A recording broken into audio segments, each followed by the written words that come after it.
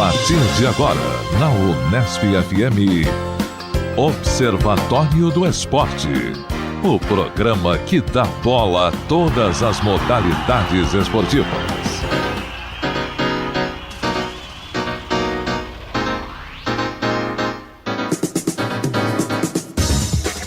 Um abraço para você sintonizado em 105,7 nas ondas da Unesp FM. Hoje é sábado, 10 de junho, o ano é 2017. Eu sou Guilherme Dias e está começando mais uma edição do Observatório do Esporte. No Observatório, informação e análise dos acontecimentos esportivos da semana. E hoje vamos falar sobre a transmissão do basquete no Brasil. Basquete que está em um momento de crescimento, tanto nas quadras como na audiência através do rádio, da televisão e da internet.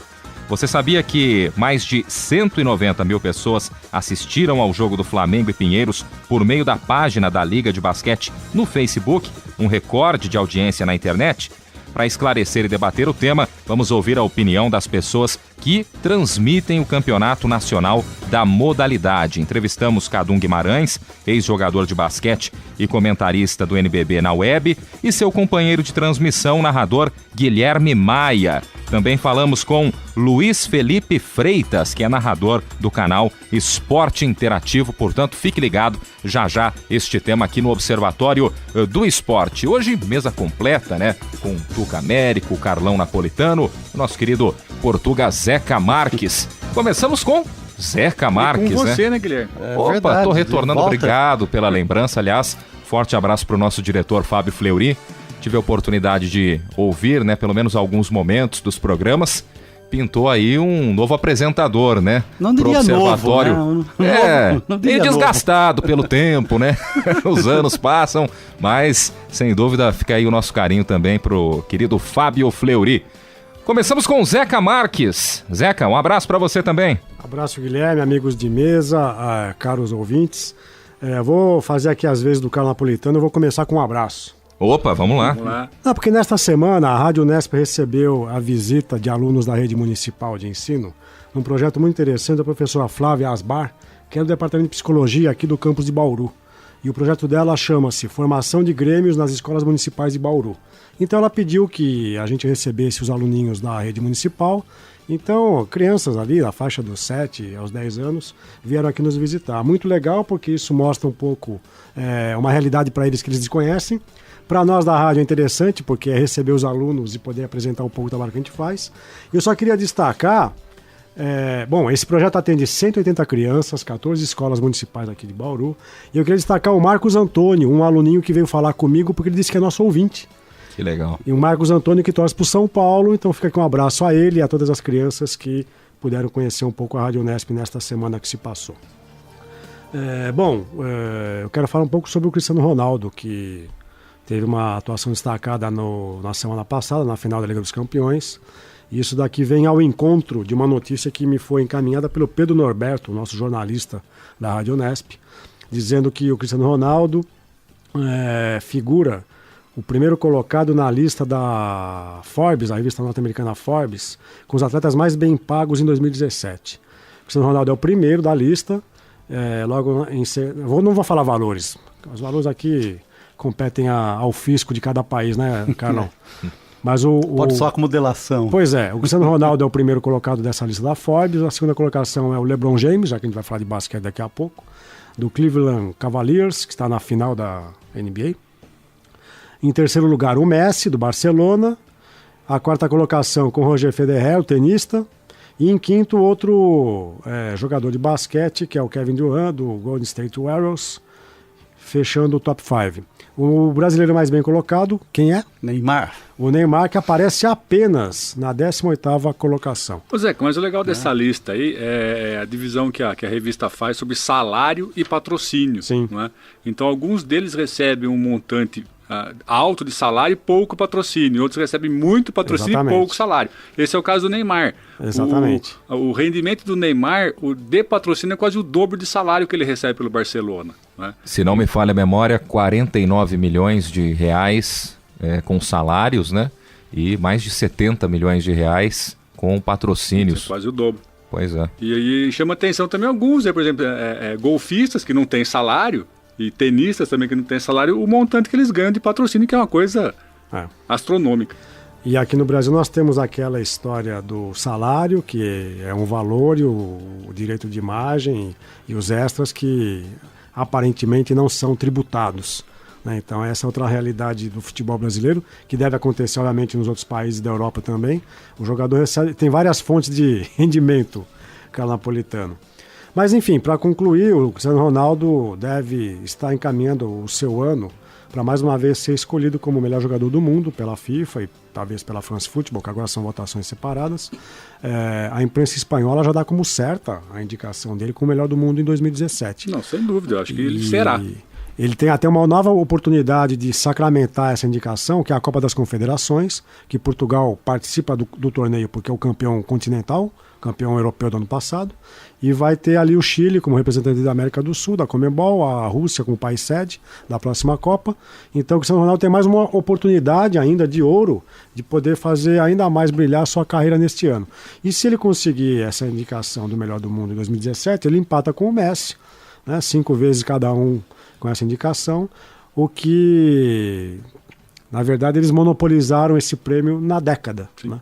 Então... Eu acho que ele ganha, Zeca, sem dúvida, porque o Messi nem foi indicado como o melhor jogador da posição durante a Liga, pela France Football também. Exatamente. Então acho que já é barbado. Já tem umas 2 temporadas que o Messi está bem abaixo do Cristiano Ronaldo no que diz respeito ao rendimento, gols decisivos, né, participações decisivas. O Cristiano Ronaldo está se preservando Ronaldo... para a Copa.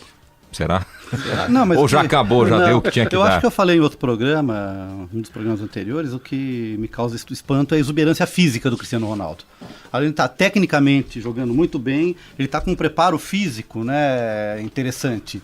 E não só um preparo físico na questão do vigor físico, mas da consciência do que ele pode fazer na condição que ele se encontra. Porque ele já não é tão jovem assim. Talvez isso explique por que ele ganha mais em salário do que em patrocínio. Sim, pode ser. E o Cristiano Ronaldo que está, de certa forma, reinventando um pouco a presença dele dentro de campo, porque ele é menos jogador de explosão hoje, velocista, ele está sendo mais jogador de área. Sim. E é por isso que tem feito gols decisivos. Para quem dizia que ele sempre se escondia em partidas decisivas, ele marcou 2 gols no Buffon, havia aquele duelo, né, Buffon versus Cristiano Ronaldo, que eu acho até injusto. E o Buffon levou mais gols na final do que no torneio inteiro nas partidas anteriores. Qual a idade do Cristiano Ronaldo agora? 32. 32 anos. Então 4 gols na final, a Juventus tinha levado 3 gols em todo o torneio da Liga dos Campeões, quer dizer, então levou mais gols na final do que no torneio todo. E já está um pouco fora do prazo de validade do atleta. Normalmente se costuma dizer que o atleta está no ápice do seu vigor e do preparo físico e da experiência profissional aos 27 anos, 28 anos, né? Exatamente. Mas essa reinvenção de centroavante, eu acho que o Romário foi um exemplo também, o próprio Ronaldo Fenômeno também foi exemplo, ou seja, jogadores que eram também jogadores de explosão, de corrida, de velocidade, que depois souberam encontrar o seu lugar na área. E parece que o Cristiano Ronaldo soube muito bem fazer isso. Bom, uma terceira questão aqui, eu queria comentar um pouco sobre a Chapecoense. O que é surpreendente, né? Um time que simplesmente tem uma tragédia em novembro do ano passado, como ela consegue ressurgir das cinzas com grande capacidade de recuperação. Foi campeã estadual. Pouco mais de 6 meses, né? Campeã catarinense deste ano. Agora, acho que também não vai ter fôlego suficiente para conseguir manter essa toada até o final. Mas o destaque da Chapecoense é que ela provavelmente, mantendo esse protagonismo, ela vai deixar de ser aquela equipe que é a queridinha do Brasil e passa a incomodar os clubes grandes. Isso já ficou muito demonstrado há 10 dias atrás, na Copa do Brasil. Houve o jogo Chapecoense e Cruzeiro, em Chapecó, e ao final do jogo, o jogo terminou 0-0, o Cruzeiro classificou-se para a fase seguinte da Copa do Brasil, e houve um conflito generalizado, para usar o jargão futebolístico, conflito generalizado nos corredores de acesso aos vestiários, com agressões, o quarto árbitro recebeu um objeto no rosto, teve o rosto cortado por esse objeto. E o interessante é que no final de semana seguinte, o Cruzeiro recebeu a Chapecoense em casa, em Minas, pelo Campeonato Brasileiro, e a Chapecoense venceu por 2-0 no último domingo. Então vejam, esse conflito entre jogadores e comissão técnica já demonstra que é o clube que talvez não seja mais a queridinha do Brasil, porque está incomodando. E pode incluir o conflito com a Conmebol também, né? Por causa da escalação do jogador de maneira irregular. Só para dizer, como a Chapecoense passou a ter protagonismo, aí uma coisa que me diz respeito particularmente. O Benfica, todos os anos, realiza a chamada Eusébio Cup. É uma Copa em homenagem ao Eusébio, falecido em 2014, o maior jogador do clube. E essa Eusébio Cup é uma partida de jogo único. Antigamente havia um quadrangular, mas agora é jogo único e o vencedor do jogo recebe uma taça. E o convidado deste ano é a Chapecoense. O jogo acontecerá no dia 22 de julho, em Lisboa, no Estádio da Luz, o estádio que o Carlão conheceu. Tu vai estar lá, Zeca? Infelizmente não tenho agenda para estar em 22 de julho em Lisboa. Mas vejo para vocês perceberem, né, como que o time ganha uma repercussão internacional a ponto de o Benfica convidar a Chapecoense para essa partida. E terá jogo contra o Barcelona também, a Chapecoense, né? Terá disputa da Copa Suruga, que envolve o campeão da Sul-Americana, já disputou Recopa. Calendário recheado. Só para vocês terem ideia, o São Paulo já venceu essa Eusébio Cup, disputou o torneio 5, 6 anos atrás, e é sempre um clube internacional que vai disputar o jogo partida única no Estádio da Luz. Bom, por último, eu comecei com um abraço e vou terminar com um abraço. E aqui tem a ver um outro colega nosso de emissora, que é o Ayrton Guerreiro, da nossa equipe técnica, nosso técnico eletrônica da rádio. O Ayrton Guerreiro é conhecido aqui nos muros internos da rádio como Bicudo. O Bicudo, agora sim. A maioria conhece como Bicudo, na verdade. Mas o Ayrton Guerreiro, que é o nome dele, ele fez parte de uma campanha de arrecadação de tênis que é patrocinada e organizada pela ABDA, Associação Bauruense de Desportos Aquáticos, que já foi tema do nosso programa por vários projetos. A ABDA, a despeito de ser uma associação de desportos aquáticos, faz uma campanha de arrecadação de tênis para um projeto de atletismo aqui na cidade. E o Ayrton Guerreiro doou um par de tênis para crianças que querem começar a praticar atividade esportiva, competitiva, e que têm algum tipo de carência, não podem comprar um material de trabalho. Então, queria mandar um abraço para o Ayrton, mandar um abraço para a própria BDA pela campanha, e quem tiver interesse, ele só tem uma restrição, né? Os tênis têm que ser do tamanho, numeração de 28 a 38. A gente vai falar de basquete daqui a pouco, né? Os jogadores de basquete usam 42, né? 45. Sim, mas para atletismo de 28 a 38, porque é para público infantil juvenil, né? Por isso que a numeração é baixa. Eu, por exemplo, calço 41. Eu não posso dar um tênis meu, eu tenho que comprar um tênis e poder doar. Quem quiser mais informações, é só procurar a Associação Bauruense de Esportes Aquáticos. Acho mais fácil eu deixar um telefone de contato. Claro. Então, o DDD 14, o telefone para contato é 99185-8831.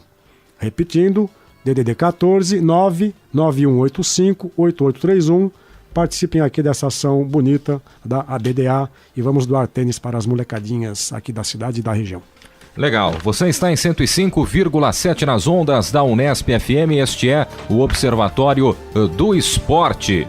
Muito bem, agora vamos com os temas do nosso querido Carlo Napolitano. Um abraço para você novamente, Carlão. Muito bom, Guilherme, um abraço para você, amigos da mesa, Zeca, Tuca, amigos ouvintes.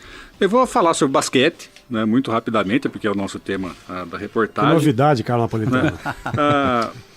Mas não vou falar sobre o jogo, vou falar sobre a agressão, né, que o árbitro da partida de sexta-feira passada sofreu por torcedores do time de Bauru.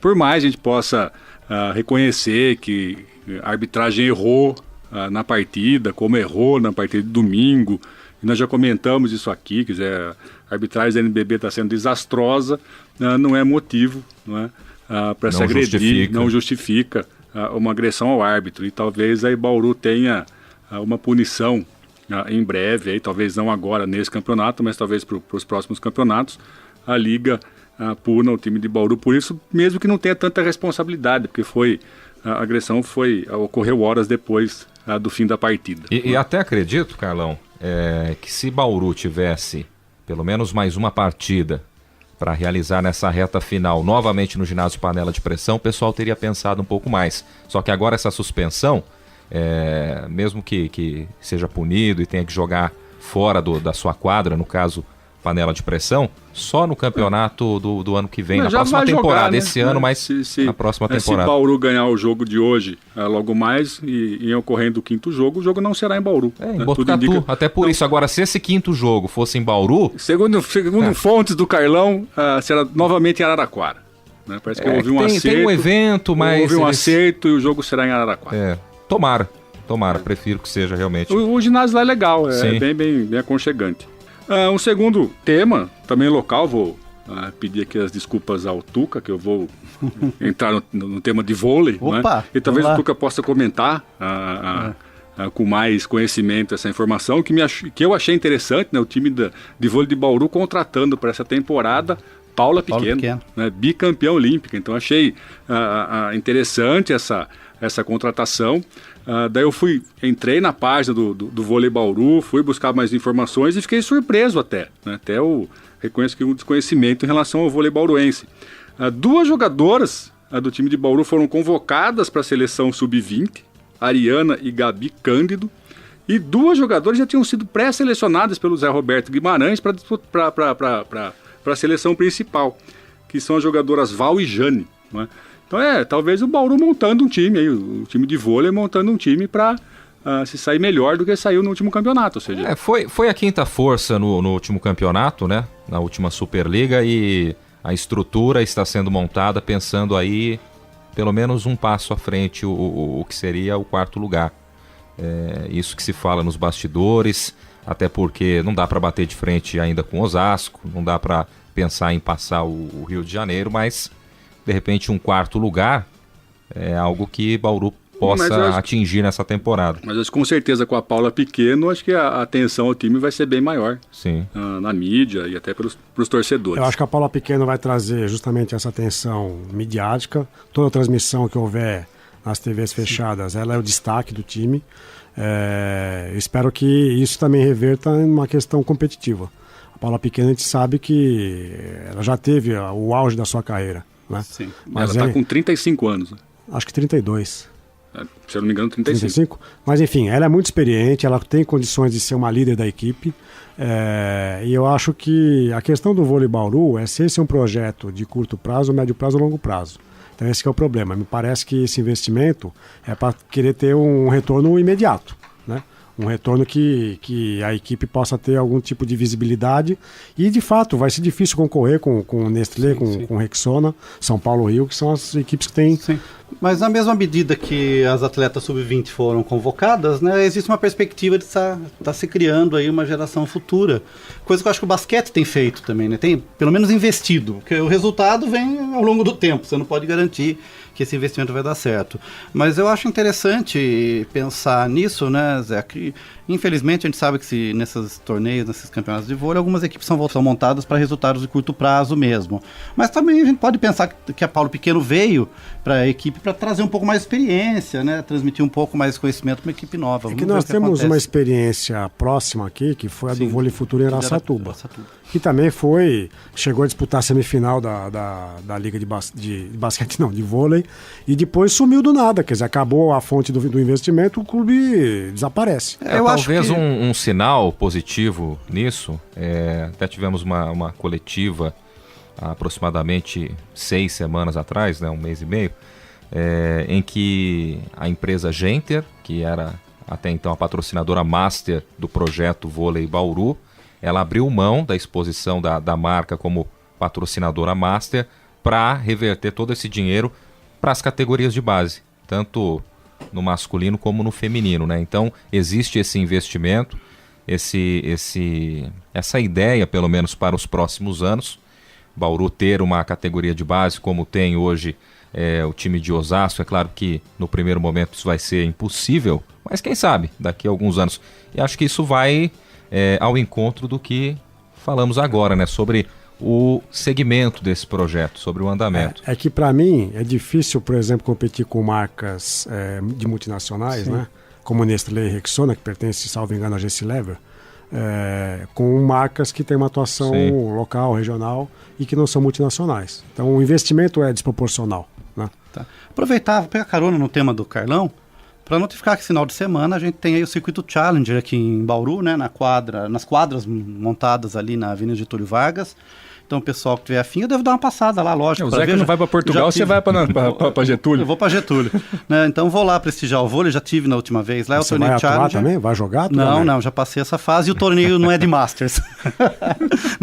O circuito Challenger é tipo uma segunda divisão do vôlei de praia, né? Então teremos lá 93 duplas, 53 masculinas e 40 femininas. Então o pessoal está convidado a participar do evento sexta, sábado e domingo na arena e nas quadras montadas na Avenida Getúlio Vargas. Interessante ter essa atividade esportiva, final de semana movimenta um pouco a cidade, né?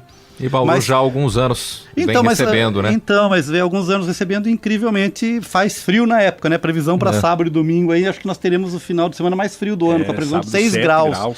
7 graus. Então vai estar interessante, né? Passar frio na quadra de vôlei lá, mas é legal porque daí o clima pode ficar mais quente. Tá certo. Mais algum tema, Carlão? Tem um tema aqui, talvez até a gente possa discutir com mais calma, talvez até uma pauta futura aí. Eu não sei se é uma impressão minha, eu queria ouvir o Zeca e o Tuca a respeito disso. Eu tenho percebido, assim, principalmente na cobertura da Rede Globo, em especial no Globo Esporte, que passa no horário do almoço, uma infantilização na cobertura esportiva, né?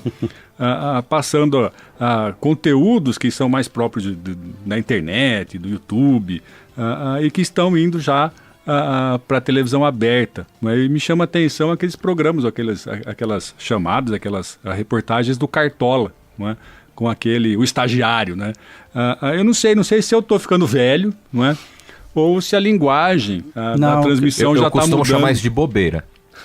Então, eu não quero eu saber. Coloquei aqui infantilização, na forma de passar a notícia, né? A infantilização dos profissionais, ou seja, são jovens profissionais, sem desmerecer o jovem, não é? Eu acho que os nossos jovens aqui fazem um bom trabalho, nossos alunos, né? Acho que a nossa molecada aqui é melhor do que os caras que fazem o portal da TV Globo, da Globoesporte.com, mas eu não sei, acho que perdeu o tom ali, perdeu a... Na verdade, a TV aberta está numa encruzilhada, né, Carlão? Eles precisam capturar essa audiência mais jovem, que eles já perderam faz tempo. Basta a gente fazer uma enquete aqui entre os parentes próximos, né? Não sei seus filhos, mas meu filho não vê muito pouca televisão. Eles estão mais ligados ao mundo da internet. TV aberta para eles é um mundo que praticamente não existe. Muita coisa mudou depois do Thiago Leifert também, né? Aí você tem a questão do Thiago Leifert e a questão que eles estão buscando. O Zeca tocou esse tema aí, né? O Cartola, de certa forma, ele gamifica o futebol. Né? Ele vai transformar o futebol num videogame, numa possibilidade de jogo. Não é videogame, mas de um jogo eletrônico que as pessoas podem participar. Então você tem que capturar a atenção desse público. Esse é o dilema da TV aberta hoje. Eles estão perdendo audiência. A audiência da TV aberta está morrendo. Duas coisas. Eu acho que, concordo com o Carlão, essa infantilização de alguns conteúdos. Parece que o telespectador tem que ser um pouco bobo para se identificar com essa figura do estagiário, que para mim é um pouco... Bom, também acho que estou ficando velho, mas eu não me reconheço naquilo. É engraçado na primeira vez, depois perde a graça. Agora, o Cartola, para mim, é um case interessante de análise, porque é o seguinte, como é que a Globo vai colocar de forma harmônica e de certa forma conjuntural todos os seus produtos. Então, a pessoa, para poder se inscrever no Cartola, tem que acessar o Globo.com. Então é um subproduto das organizações Globo. Ele tem que fazer a montagem dos times. Para ele acompanhar melhor a montagem dos times, ele tem que estar informado sobre as escalações e os jogadores. Ele tem que acompanhar a programação da Globo de transmissão de jogos do futebol brasileiro. Ele tem que acompanhar o Globo Esporte, ele tem que acompanhar o canal da internet do Globo Esporte. Então é a maneira da própria Globo retroalimentar os seus produtos e subprodutos, fazendo com que seja uma coisa completamente concatenada, quer dizer. A pessoa vai transitar pela televisão, plataformas digitais e internet para poder ser um bom jogador. Você é um dos cartoleiros, né? Sim, e não concordo com esse tipo com essa pegada do programa. Aliás, essa semana eu tive a oportunidade de acompanhar também o Jogo Aberto da TV Bandeirantes. Olha, com todo respeito, né? Não tenho mais paciência para assistir aquela linguagem, Denilson dançando. Eu não quero ver Denilson dançando. Só para concluir então o raciocínio, essa maneira sistêmica de encarar esses produtos é o que faz com que a Globo fique alimentando e reproduzindo o seu conteúdo. Isso é feito, por exemplo, pelo Video Show, que é o programa das vespertinas. Quem aparece no Video Show? As telenovelas, os produtos de teledramaturgia da Globo. O Faustão, Ana Maria Braga de manhã leva personagem da Globo. Hoje, por exemplo, eu estava em casa, quinta-feira, foi o Pedro Bial, era o convidado da Ana Maria Braga. Mas todas as televisões fazem isso. Eu fiquei, por exemplo, um pouco abismado que no último domingo, o programa do Cabrini, do SBT, que é um programa de reportagem, de grandes pautas jornalísticas, no último domingo o programa do Cabrini foi sobre o Celso Portiolli, que é um dos apresentadores do SBT. E era um programa sobre a carreira do Celso Portiolli. Eu acho que isso pode interessar para algumas pessoas, para mim não interessa. A TV acaba se retroalimentando. Então essa retroalimentação, às vezes ela é bem feita, às vezes ela pode ser um tiro no pé. A reportagem do Celso Portiolli, para mim, tinha pouco interesse jornalístico. É o Alto Jabá, né? Só Alto Jabá. Só para você ter ideia, eu estava acompanhando por interesses acadêmicos, meu amigo Carlão, as transmissões da Globoplay durante os Jogos Olímpicos. Né? E com alguns personagens da internet, que eu nem conhecia todos, mas as transmissões também eram sofríveis. Né? Eles esqueciam o evento esportivo para fazer brincadeiras, piadas, né? Até algumas de mau gosto e preconceituosas, né? Mas buscando aí, de certa forma, esse público perdido da TV aberta. Mas para o nosso gosto, para quem quer levar o esporte de forma mais crítica, mais séria, infelizmente é lamentável. Não tem como gostar daquilo. Essa foi minha questão. Tá certo. Você está em 105,7, este é o Observatório do Esporte. Nós seguimos aqui na Unesp FM, agora com comentários de Tuca Américo. Bem, vamos lá então, né? Abraços tardios já, estamos com muitos minutos de programa já. Já participamos. Já tal. Vou começar com uma efeméride aqui e vou abrir pro Zeca e pro Carlão comentar. 20 anos de Roland Garros do Guga. Legal. Bom, né? Tava revendo os vídeos. Uma bela lembrança. Bela lembrança. Tava vendo um resuminho daquele evento, daquele campeonato do Grand Slam. E quem era a Guga antes do Grand Slam? Ninguém sabia. Não era ninguém, era um moleque. Ele mesmo falava, numa entrevista que ele deu a um jornal francês sobre essa efeméride, ele falou assim, algumas semanas antes do Roland Garros, eu estava na Alemanha treinando com o Larry Passos e eu estava muito desanimado. Eu não treinava, não via o resultado, estava muito desanimado. E no meio do treino começou a chover, o saibro daquela quadra lá alemã era um pouquinho mais grosso, ele ficou enlameado, e o Larry começou a jogar bola e mandava, bate com força, jogava bola para um lado, jogava bola para o outro, e ele começou a acertar tudo. Embaixo de chuva, ele começou a pensar, eu fiquei 1 hora fazendo aquilo, 2 horas fazendo aquilo, aí o Larry virou para mim e falou, chega, cavalo! Aí ele foi para casa, pensou, não, eu quero jogar realmente tênis. E poucas semanas depois ele foi essa surpresa tão grata, acho que é um dos, junto ao Ayrton Senna, um dos grandes ícones, ídolos que ficaram pra gente, né? E é uma figura interessantíssima, acho que quem olha o Guga falando não consegue ter antipatia à figura tanto dele como pessoa quanto atleta, né? E tem algumas imagens clássicas, ele desenhando o coração na quadra com a raquete. Então acho que é uma efeméride interessante. E como a vida muda em 2 semanas, né? Incrível. Ele nas primeiras partidas ele ia por conta pro complexo de Roland Garros. Nas semifinais ele já tinha motorista, já tinha gente para levá-lo. Mas essa conquista em 97 faz com que ele tenha um reconhecimento internacional. Ele já era um tenista conhecido no Brasil, sim, até pela forma como ele se apresentava, roupas muito coloridas, aquela cabeleira. Teve um comentário que falou, quem que é esse Rayovac jogando? Rayovac. De vestido de amarelo, parecia uma pilha Rayovac. E aí é interessante porque a forma de jogar tênis no Brasil, ela está muito associada ao saibro, que é um jogo mais lento, mais cadenciado, não é um jogo tão rápido. Sim. Tanto que as nossas grandes conquistas foram quase sempre no saibro, tirando o Amarista Bueno, que ganhava, sim, na grama, ganhava, sim, em tudo quanto era piso. Mas quando o Brasil, por exemplo, disputa a Copa Davis, normalmente ele vai pro saibro, né? Sim. Quando ele pega adversários que são bons na quadra rápida, ele vai pro saibro, quando joga em casa, porque ele tem uma certa vantagem. E o torneio de Roland Garros, ele permitiu que esse fenômeno do Guga também florescesse pela própria forma como a disputa é feita. Ou seja, enquanto o Wimbledon, que é o torneio que vem logo a seguir na Inglaterra, tem uma norma de uniformes, o uniforme tem que ser sempre branco. Há pouca manobra para poder fazer uniformes com algum tipo de detalhe, sim, colorido, são sempre frisos na manga. Então, em Wimbledon tem que se jogar de branco, é uma tradição do torneio. O torneio da França, pelo contrário, ele permite qualquer tipo de vestimenta, qualquer colorido, e já ficaram famosos, por exemplo, a Venus Williams usando alguns vestidos para jogar tênis, que lembravam um pouco aquela indumentária do cancan, que é uma coisa, sim, da dança típica francesa. Então, até por ser a França um ícone da moda mundial, o Roland Garros passou a ser um grande evento para que se experimentassem novas indumentárias do tênis. Também saiu uma reportagem na Folha, tem uns 15 dias, Zeca, que a organização do evento tentou tirar a ideia do Guga de jogar com aquele uniforme. E ele falou, não, é o que eu tenho, eu vou jogar com esse aqui, não vou mudar não.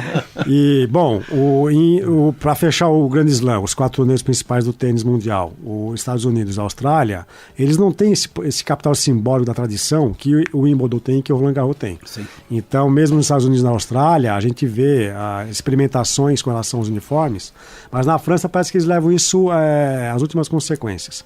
E acho que o Guga se beneficiou do fato de jogar com aquelas cores amarela, o amarelo e o azul, e isso acabou sendo uma marca registrada. Sim. E vocês citaram o formato do coração no saibro, o Djokovic, agora não me lembro se foi ano passado ou ano retrasado, ele ganha Roland Garros e ele faz o mesmo gesto, homenageando, e não foi só desenhar o coração no saibro, foi deitar no meio do coração e abrir os braços, com uma forma de agradecimento ao público. E o Guga tinha um público infanto-juvenil em Paris, na França, fenomenal. Fenomenal. Inclusive, os gritos que o Guga fazia ao rebater uma bola eram copiados, imitados pelos garotos que assistiam aos jogos. Sim, foi importante falar isso, que eu acho que tem 2 ídolos brasileiros que influenciaram uma gerações de atletas. O Guga no tênis, né? Muitas crianças com certeza começaram a praticar o tênis por conta do Guga, e a Daiane dos Santos na ginástica artística, né? Acho que muita criança começou a praticar o esporte em função de ver atleta em competições. Tá, ok? Posso passar para o meu último tópico aqui? Bem, eu creio que nessa sexta e na próxima terça a gente tem uma data histórica em relação às transmissões esportivas no Brasil. Sexta ontem, verdade. Nosso programa é gravado na quinta-feira, então na última sexta-feira, quem teve a oportunidade ou quem ficou sabendo, né, o jogo da seleção brasileira não foi transmitido pela TV Globo. Né, assim como não será o jogo da próxima terça. Sexta-feira o jogo foi contra a Argentina, nós não sabemos o resultado, vocês que nos ouvem devem saber. Né? Você teria que jogar na Mega Sena. Jogar na Mega Sena, Tuco Paranormal. Né? Então na sexta, 7 da manhã, aconteceu o jogo do Brasil contra a Argentina, e na próxima terça, 7 da manhã também contra a Austrália. E a CBF não negociou os direitos de transmissão com a Globo, né, que esperava que fosse feito o que eles chamam de um leilão do pacote dos jogos. Negociou, não fechou acordo. Não fechou acordo, né? E na verdade o que acontece é que com toda essa nova realidade tecnológica, por que a Globo sempre teve o direito das transmissões? Num tempo lá atrás, era uma das poucas emissoras que tinha condição de fazer uma transmissão para o Brasil todo e negociar toda a questão publicitária, das cotas de patrocínio e tudo mais. Hoje a CBF percebeu, como já aconteceu lá com o Atletiba, né, que se você negociar isso com transmissões, com jogos individuais ou transmissões em outras plataformas, você transforma isso num negócio mais rentável. Né? E é isso que a CBF está fazendo agora. Tem o lado bom, que você quebra um pouco do monopólio da Globo, mas tem o lado ruim, né? Quem que vai transmitir, quem vai locutar e quem vai comentar, Guilherme Dias? Difícil, né? Tem o Pelé, tem o Denilson. Não, mas a locução é do Nivaldo Prieto, que é um locutor... É o Nivaldo Prieto já experimentado, né? Experimentado. Mas realmente os comentários de Pelé e Denilson eu acho que eu passo. Também. O lado positivo disso é que se a Globo começar a esticar, a CBF começar a esticar a corda com a Globo vai fazer um bom jornalismo para investigar a CBF. Começa a guerra. E aí começa a guerra. A CBF não tem nada a ganhar com isso. Não. Inclusive, eu estava comentando aqui, Zeca, na última quarta-feira de manhã, nós comentamos que a Globo está ignorando a transmissão. Não se fala, não tem chamada, né? Como não se fala da Copa das Confederações. Sim. E na última quarta-feira eu estava assistindo o Bom Dia Brasil. O Alexandre Garcia estava fazendo um comentário político sobre o julgamento do TSE e tudo mais, esse tsunami político que acontece no Brasil, e ele soltou uma frase que soou estranha e depois eu consegui juntar os pedaços, né? Ele falou, é bom que as pessoas, o povo comum, está começando a prestar mais atenção nessas transmissões que envolvem os julgamentos, as questões políticas do Brasil, e esquecendo um pouco do futebol. Me causa muito estranhamento, e tem um porquê de uma pessoa do calibre do Alexandre Garcia estar desprezando um filão enorme e o ganha-pão da Globo, que são as transmissões esportivas, notadamente o futebol. Então acho que realmente é um momento histórico. Agora vamos ver o que vai acontecer. A notícia boa para a gente aqui da Unesp é que quem recebeu os direitos de transmissão é a Empresa Brasil de Comunicação, e os jogos serão transmitidos pela TV Brasil, que faz parte da EBC, e a nossa TV Unesp transmitirá os jogos da seleção, né? Então quem teve a chance viu o jogo pela TV Unesp na sexta-feira e pode ver agora na próxima terça também o jogo lá com transmissão a partir das 6h30 da manhã. Eu acho que é isso. Algum comentário a mais?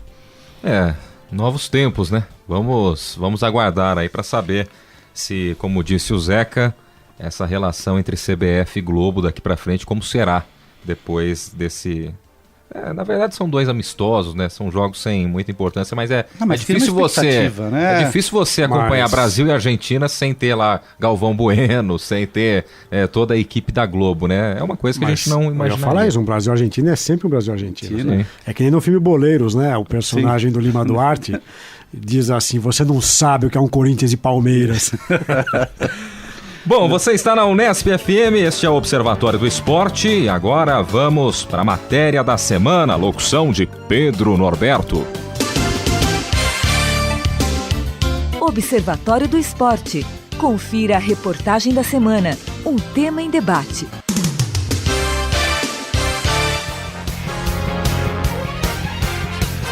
O basquete chegou ao Brasil no ano de 1894 por meio do americano August Shaw. August Shaw foi convidado para ser professor de arte em São Paulo e trouxe, junto com seus livros, uma bola de basquete. A instituição era voltada ao ensino dos americanos que moravam no Brasil.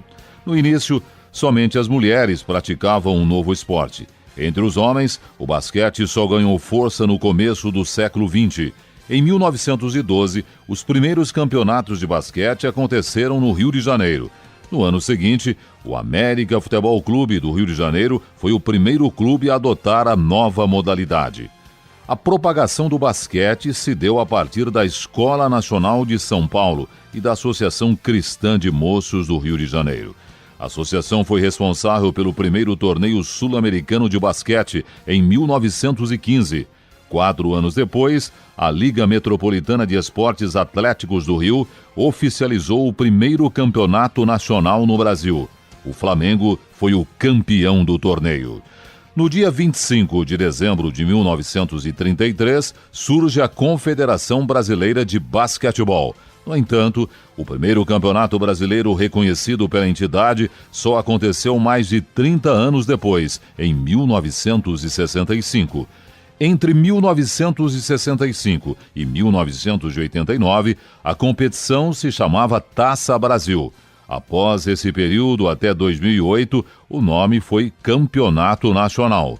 A partir de 2009, a Liga Nacional de Basquete e a Confederação Brasileira de Basquetebol criaram um novo Basquete Brasil, mais conhecido como NBB. Nesta temporada, Bauru e Paulistano disputam o título inédito. Para o comentarista e ex-jogador Cadum Guimarães, o equilíbrio entre as equipes é a grande marca desta final. A tônica principal desse NBB 9, essas finais entre Paulistano e Bauru, tem sido o equilíbrio. O equilíbrio que já aconteceu no campeonato todo, com vários jogos e times considerados mais fortes perdendo para times considerados mais fracos. Então o equilíbrio tem sido uma constante, foi assim também nos playoffs, oitavas, quartas e semifinal, e não está sendo diferente nessas finais entre essas duas equipes. Eu acho que jogos diferentes, o jogo 1, o jogo 2 e o jogo 3, mas todos bastante equilibrados nas ações dentro da quadra. Luiz Felipe Freitas é narrador do Esporte Interativo. Ele destaca que esta final é importante para o crescimento do basquete no Brasil. Essa final do NBB, eu acho que ela veio para trazer um frescor necessário para a competição, porque, tudo bem, Brasília e Flamengo sempre formaram timaços e, de fato, quando foram campeões, certamente eram os melhores ou próximo de serem os melhores times da competição e do Brasil na temporada que foram campeões. Só que eu acho que para o crescimento da modalidade, para que a gente possa ter cada vez mais pessoas conectadas com o novo Basquete Brasil, era necessário que a gente tivesse uma final diferente, né? Então acho que Bauru e Paulistano simbolizam esse frescor, como eu falei, dentro do NBB, e principalmente acho que essa final tem uma consolidação de 2 grandes técnicos, né? Tanto o Demetrios quanto o Gustavinho são 2 caras que entendem demais de basquete e que vem apresentando já nesses últimos anos, né, um método brasileiro de jogar basquete. Eu acho que é por aí, porque o basquete brasileiro ele sempre foi muito forte, cara. É um basquete bicampeão do mundo, é um basquete campeão mundial também no feminino. feminino, é um basquete que representa muito pro esporte brasileiro. Só que a gente se perdeu um pouquinho, acho que em termos de identidade depois, assim, vamos dizer, daquela geração de Oscar, a gente se perdeu um pouquinho em termos da identidade do nosso jogo. E hoje a gente vem fazendo um basquetebol mais coletivo. Acho que Paulistano e Bauru vem apresentando isso, né, com algumas caras novas, mas com jogadores que a gente já via que tinham tudo para evoluir e chegar, de fato, a um patamar de decisão de NBB. No dia 27 de abril, o jogo entre Flamengo e Pinheiros bateu o recorde de audiência na internet. Ao todo, 191 mil pessoas assistiram ao jogo por meio da página da Liga no Facebook e 1 milhão de usuários foram alcançados. Guilherme Maia é narrador do NBB na web.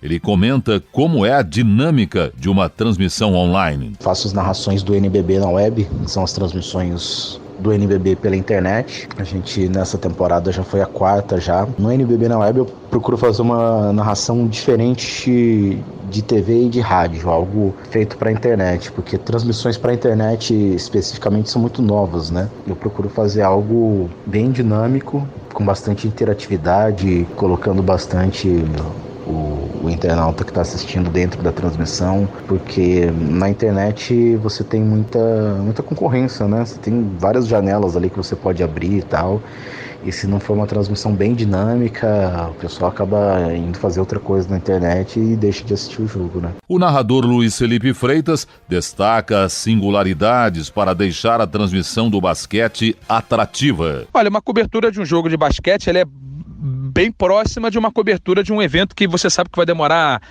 de 2 a 3 horas, eventualmente um pouquinho mais, né? Você tem que estar preparado para tudo que pode acontecer no jogo, desde o cenário de contexto da competição até o palco do jogo, trazendo um pouquinho dos detalhes pessoais de cada jogador.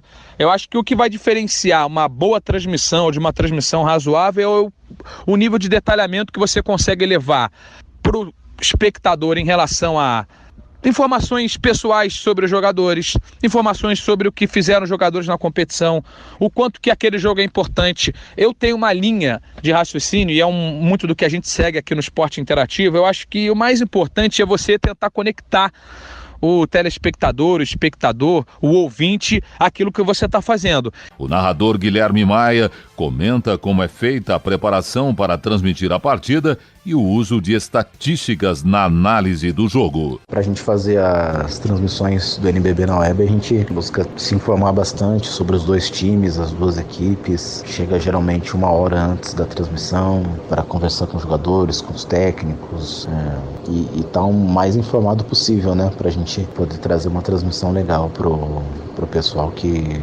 vai assistir. Além de saber as coisas básicas do basquete, né? Para fazer a narração, levar a estatística como um complemento para você entender o jogo. Muitas vezes os números ali te ajudam a perceber por que um time tá melhor, o outro time tá pior, o que o time que não tá tão bem precisa fazer para melhorar. Ajudam muito. Acho que o basquete é um dos principais esportes que a estatística é utilizada. Neste sábado, dia 10 de junho, Bauru e Paulistano fazem o 4º jogo da final do Novo Basquete Brasil.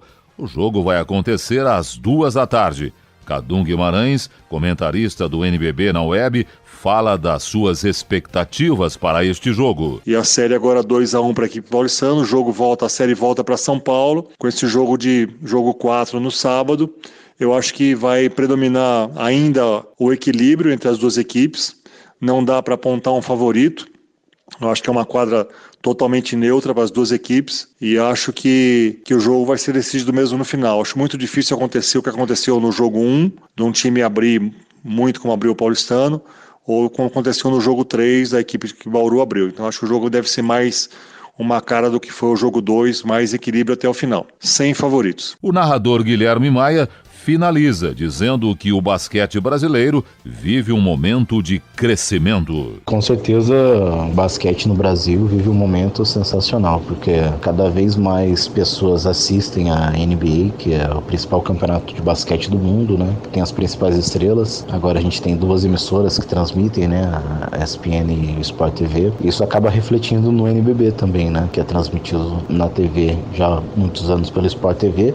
esse ano passou a ser transmitida em TV aberta pela Band também, além das transmissões pela internet no NBB na web. Então é um momento que a NBA cresce muito no Brasil e com isso acaba carregando o NBB que cresce demais também com isso.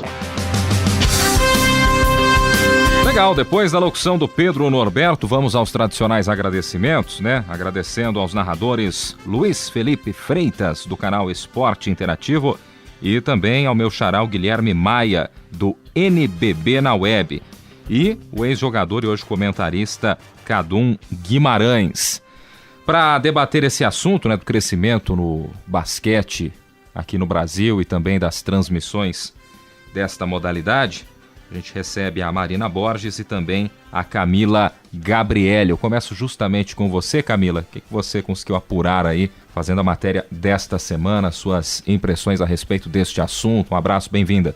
Oi, um abraço para você, um abraço para todos da mesa, para todos os ouvintes. Então, eu gostaria de destacar só alguns pontos que eu achei interessante. Um deles foi o do Luiz, do Esporte Interativo, quando ele comenta exatamente essa questão do frescor que surge com o Paulistano e o Bauru jogando. Eu achei isso legal porque ele falou que a maioria das finais era sempre com o Flamengo e você meio que sempre tem um tipo de público. E agora quando você tem novos times, você tem um novo público que está participando daquilo, você atrai novas pessoas, você tem um time do interior de São Paulo, como é o caso de Bauru. Então isso atrai mais gente, traz esse novo frescor. Ele falou que no tempo do Oscar Smith, por exemplo, as pessoas elas tinham mais amor pelo basquete, uma paixão maior de acompanhar, de torcer, e que ele percebeu que durante o passar dos anos isso foi se perdendo e que ele acha muito interessante agora com esses novos campeonatos, com esses novos times que estão surgindo, com esses novos treinadores, com esses novos jogadores, novos nomes que têm surgido. Ele falou que acha muito interessante essa paixão voltar. E é exatamente sobre paixão que a gente tenta associar um pouco com a audiência, porque a audiência tem subido muito nas competições de basquete. Por exemplo, eu anotei aqui alguns dados, por exemplo, de alguns canais fechados como a ESPN, que teve 64% do aumento de audiência no campeonato da NBA, que representa uma audiência 6 vezes maior do que o que eles estão acostumados. Então, é o novo público que tem assistido esses jogos, que tem gostado de estar ali participando, de estar torcendo. E em relação aos veículos tradicionais, né, que a gente nota hoje de forma mais forte, assim, a televisão, o rádio, a gente vê a internet ganhando muita força nas transmissões de basquete, que tem trazido esse novo público, quem sabe um público mais jovem, por exemplo. E segundo a Folha de São Paulo, né, nesse campeonato do NBB, eles falaram sobre priorizar a comunicação, por exemplo. Eles falaram sobre uma parceria que foi assinada com o Facebook e que 39 jogos foram transmitidos ao vivo. Então, se você tem essa transmissão ao vivo, essa transmissão online, é porque tem gente que vai estar assistindo. É um produto que você vai ter um comentarista, que você vai ter um ex-jogador. E aí, isso entra dentro do que o Guilherme, que é comentarista do NBB, também ele falou exatamente sobre a internet sendo essa alternativa, sendo esse veículo que tem sido usado para aumentar essa paixão, para aumentar essa audiência. Isso é muito interessante de ver o basquete sendo transmitido fora daquela janelinha, fora do tradicional também. Ô Carlão, antes até da gente chamar a Marina também para falar um pouquinho a respeito dessa matéria, até pegando carona aí na fala da Camila, a respeito desse frescor que oferece uma final diferente entre Bauru e Paulistano, eu acho muito bacana. É claro, uma final diferente, a gente via sempre Flamengo, Brasília nas decisões, só que tem outro lado, né? Para quem cobre, para quem vive disso, dessas transmissões, e a gente pode citar aí a Bandeirantes, que pela primeira vez está transmitindo o NBB, e para o próprio Sport TV, não é interessante o Flamengo não chegar para uma decisão, né?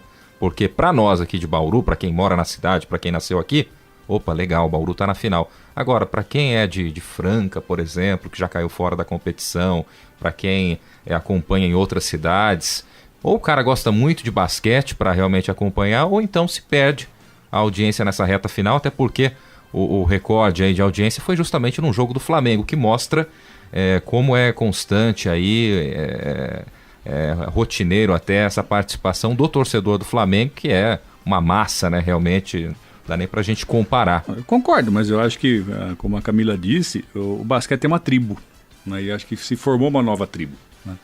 Eu fui ao jogo em Araraquara no último domingo e eu fiquei impressionado com quantos carros de Franca, com placas de Franca, né? Então quem torce, quem gosta do basquete assiste, né? E eu percebo nos jogos, tanto aqui em Bauru, quanto foi em Marília no passado e agora em Araraquara, que são sempre as mesmas pessoas, né?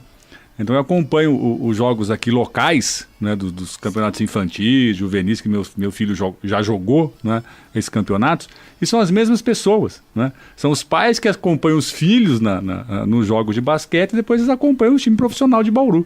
Então é uma tribo que se forma, né? Talvez em termos quantitativos... Perde o grosso ali da torcida do Flamengo. Perde, assim, e não é o perfil, por exemplo, de um torcedor de futebol, né? Que o sujeito vai ao campo, mas esporadicamente. Os caras vão sempre, né? São sempre as mesmas pessoas que estão lá, né? Mas elas estão no jogo profissional, elas estão no jogo infantil, estão no jogo dente de leite, estão no jogo de bebê, mas eles estão, né? Então é uma tribo e é um convívio ali que as pessoas têm, conversam, brincam entre elas, então acho que faz parte, mas se for levar em consideração o quantitativo, é lógico que um time de Brasília, do Minas, né? E do Flamengo, o grosso do esporte perde um pouco, mas eu acho que é legal, né?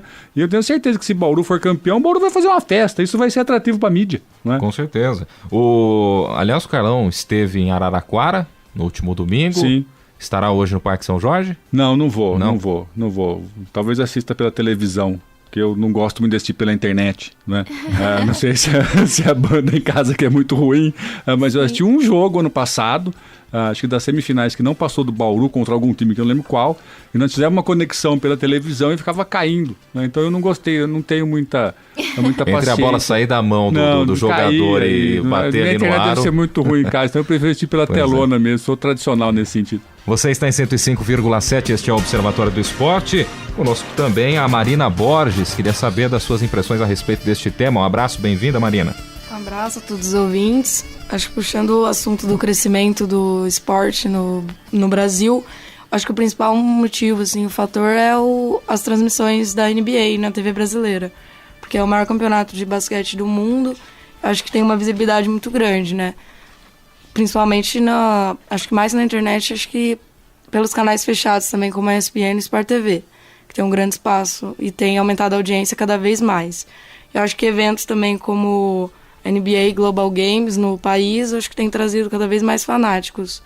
E também a transmissão do NBB na TV aberta, acho que ajuda, e as transmissões online, né? Que propiciam um maior contato do público com o esporte, que não tem oportunidade de ver no canal fechado, que é a Sport TV que transmite, né? Guilherme, o Fleury selecionou uma reportagem aqui que indica que a ESPN ela teve um aumento de 6 vezes na média de público nas finais, né, se comparado com a temporada regular. Então acho que chegando também numa fase decisiva do campeonato, as pessoas se interessam mais. Né? Até a Rede Globo vai transmitir um compacto das partidas que possam gerar o título da NBA. Então acho que tem esse apelo, além desse Global Games, que é feito geralmente ao redor do mundo, não só no Brasil. Tem alguns outros eventos, né? A NBA inaugurou uma casa da NBA na Avenida Paulista para transmitir os jogos, então é um chamariz para novos públicos tal, e para que as pessoas assistam a NBA. Aqui para mim é um outro jogo, né? O nosso jogo de basquete é diferente do jogo da NBA, né? O nosso jogo talvez é mais parecido com o que o Cadum disse, um jogo mais coletivo, um jogo mais parado, mais equilibrado, mais equilibrado, espetáculo, né? Lá é um jogo individual, né? O jogador sozinho faz 40, 50 pontos e acaba com o jogo. Né? Tem uma diferença técnica, né? Fora a diferença técnica, né? Não tenha dúvida. Mas é outro jogo, acho que o nosso jogo é mais coletivo, é mais cadenciado do que o jogo da NBA, que é muito rápido, muito, muito ágil, muitas enterradas, que é legal, mas é um outro esporte. Eu acho que também esse aumento de audiência, eu li que a ESPN fechou 40% a mais o pacote de jogos para a próxima temporada. Vai transmitir acho que 170 e poucos jogos da NBA, porque teve um aumento de 6 vezes, né, da audiência, foi muito grande. Bom, cresce o interesse do público e cresce consequentemente também essa fatia aí no que diz respeito à transmissão da ESPN. A gente está falando muito de TV e também das transmissões na web, né? Vamos saber também do universo do rádio.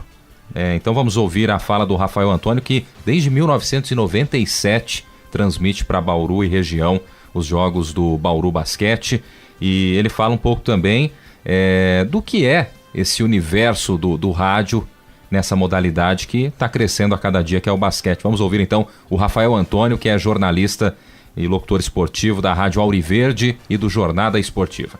Então, queria que você começasse falando um pouco dessa diferença entre a narração do futebol para o basquete no rádio. Existe muita diferença?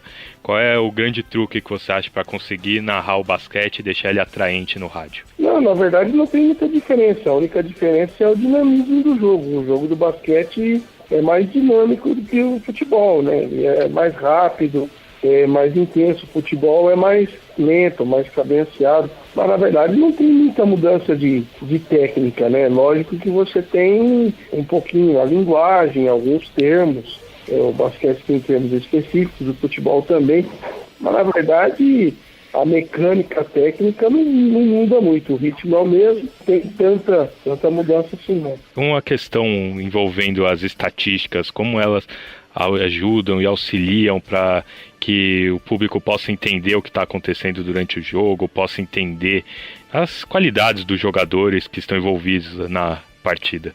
Na verdade, o que a estatística ajuda em termos de dados, né? Por exemplo, não só a pontuação do jogador, mas em termos de fundamentos, quantas assistências determinado armador deu, quantos rebotes ele conseguiu. Na verdade, a estatística ela ajuda mais o subsídio do comentarista, né? A pessoa que vai comentar o jogo, ela pode tomar por base, por alguns dados estatísticos, ter uma leitura mais precisa do jogo, né? Você tem a dinâmica de jogo e conforme a dinâmica vai acontecendo, você vai ter a leitura, independente da estatística ou não. É claro que a estatística ela colabora com uma ciência exata de você ter uma exatidão de número, né? A gente até por estar ao vivo, por estar no momento exato do jogo, a gente acaba tomando por base a dinâmica mesmo da partida. A estatística vem como elemento de não só agregador, né, mas um elemento complementar àquilo que a gente está falando, né? É um ao vivo, improviso e a gente manda bala, não tem muita firula não.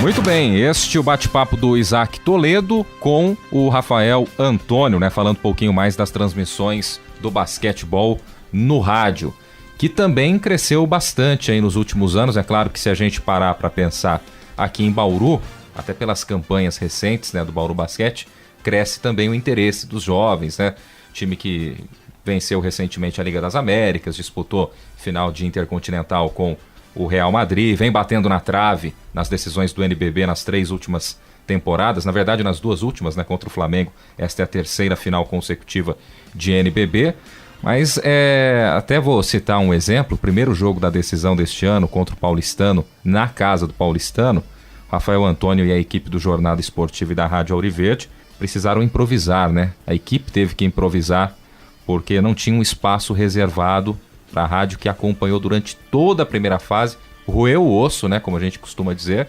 Na hora do filé mignon, na hora da decisão, priorizaram apenas o espaço para a TV. Até acho bacana, acho legal reservar o espaço para a TV, porque tem os direitos de transmissão, mas não é justo, né, com quem acompanhou, viajou para o Nordeste, viajou para Brasília, para o Rio de Janeiro. Fica uma sonora vai então para a Liga. Para a organização, principalmente nessa reta final aí do NBB, porque é claro que o pessoal do rádio, e não só aqui de Bauru, viu, mas em Franca a gente sabe que algumas emissoras também acompanham o time, mesmo nos jogos fora de casa. Então fica até um pedido para o pessoal da organização para ver com um pouco mais de cuidado, um pouco mais de carinho, não citando as próximas temporadas, dá para corrigir ainda para essa temporada. A gente não sabe hoje, por exemplo, lá no Parque São Jorge, qual cenário espera para a transmissão do rádio, né? A gente sabe que tem um lugarzinho pro pessoal da TV, mas e a turma do rádio e da web, que também sofre bastante? Então, Guilherme, essa pauta ela foi sugerida pelo Fleury, né? Questão do dado mais qualificado das transmissões. Eu sugeri o Rafael Antônio, né?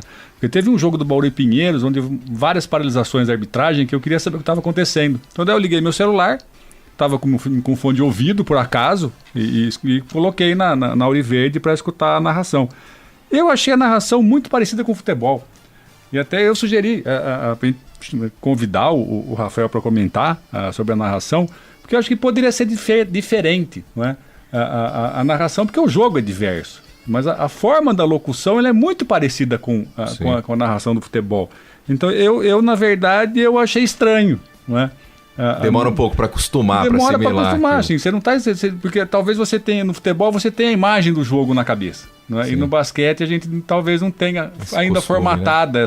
essa imagem. Então talvez uma narração um pouco mais cadenciada e muito menos explosiva, como não é? Talvez para mim seria melhor, mas eu achei sensacional, tanto é que eu passei a ouvir, não é? E talvez se não tiver televisão para assistir agora à tarde do jogo onde eu tiver, eu ligo na Hora Verde para escutar Fica a sugestão. o Rafael Antônio. Também estranhei bastante nas primeiras vezes, nas primeiras transmissões que acompanhei, mas depois você acostuma e realmente é muito bacana. Pena que ainda são poucas rádios que acompanham outras modalidades, né? A gente vê muita rádio acompanhando só futebol, o time da cidade. E que bacana que sigam o exemplo da Hora Verde, das emissoras lá de Franca também, que possam abrir espaço não só para o basquete, mas para o vôlei, para o futsal, enfim, para todas as modalidades. E você, ouvinte do programa que acessa as redes sociais, curta a nossa página no Facebook, o endereço é o facebook.com/Observatório do Esporte. Acesse também o blog do nosso programa, o endereço é Observatório do Esporte unesp.blogspot.com.br.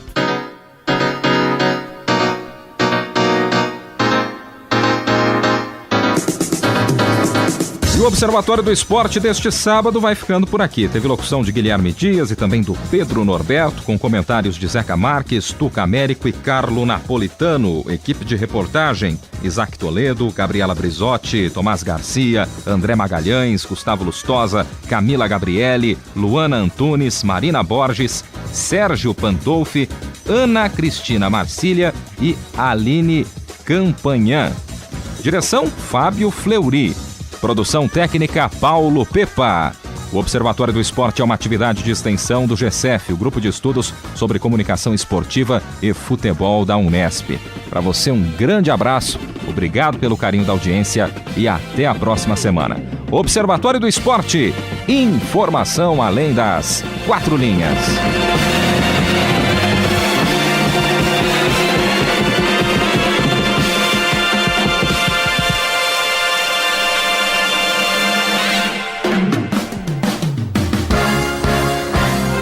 A Unesp FM apresentou Observatório do Esporte, o programa que dá bola a todas as modalidades esportivas.